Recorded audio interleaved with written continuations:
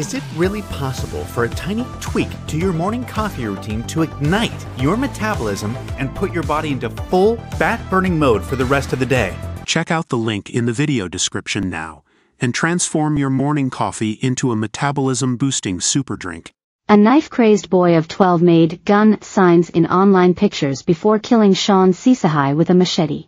The killer pretended to pull the trigger in the chilling snap. Months later he murdered defenseless Shawn, 19, in an unprovoked attack in a park in Wolverhampton. Locals added razor wire and CCTV cameras to their homes after he repeatedly ran amok.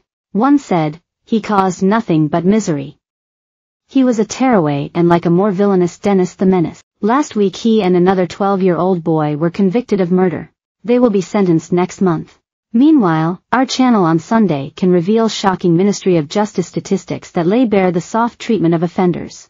They show the proportion of convicted 10 to 17-year-olds given custodial sentences for possessing a blade has fallen in the last 5 years, from 11% to 7%.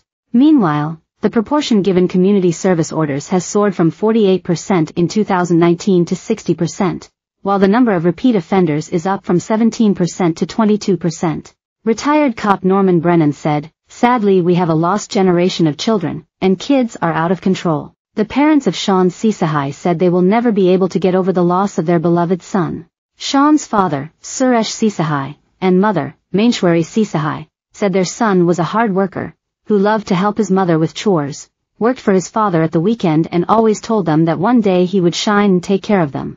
Ms. Seesahai said, "Shawn was such a loving son, he was so well-mannered, looked after us, was loving to everyone and very protective. He always said he wanted to work, he wanted his own house, his own car.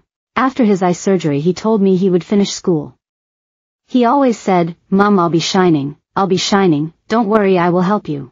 He wanted to be an engineer. When he was a 10-year-old he would work with his father on weekends in construction. His father taught him about all the tools and as he got older he wanted to be an engineer in the UK.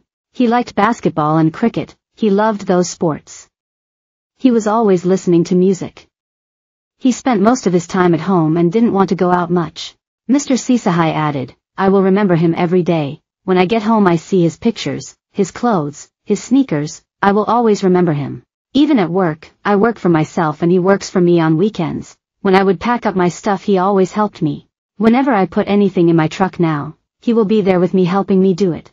I never had a problem with Shawn, he was such a loving son. He would be up at 5 a.m. to work, and whenever I paid him he always saved it. We are a very close family, we'll never forget him."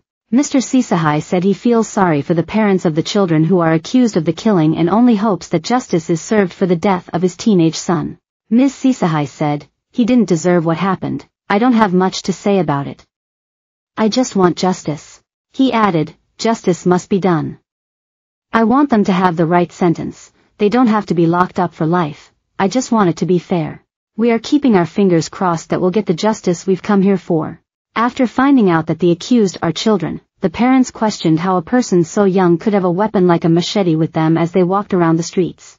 Mr. Seesahai said, "I don't think it's a good thing that a child is carrying a machete, not even a knife, he's just a kid. Pay attention to your kids, if you see them doing something wrong then tell them. Check their room, sometimes you don't know what's in there, so check it as parents.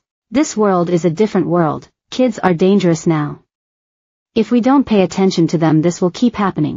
Ms. Seesahai added, 12-year-old kids should be at home doing school work and then going to bed. I have 2 children and at 7:30 p.m. they had to go to bed because they have to follow the rules of the house. Before that they do their school work and have a little rest. Shawn was 19, he can go where he wants to go, he's a man you know. The loving parents, who also have a teenage daughter, revealed the moment they were told their son had been stabbed to death. Ms. Seesahai said, "I got a call from Shawn's friend who was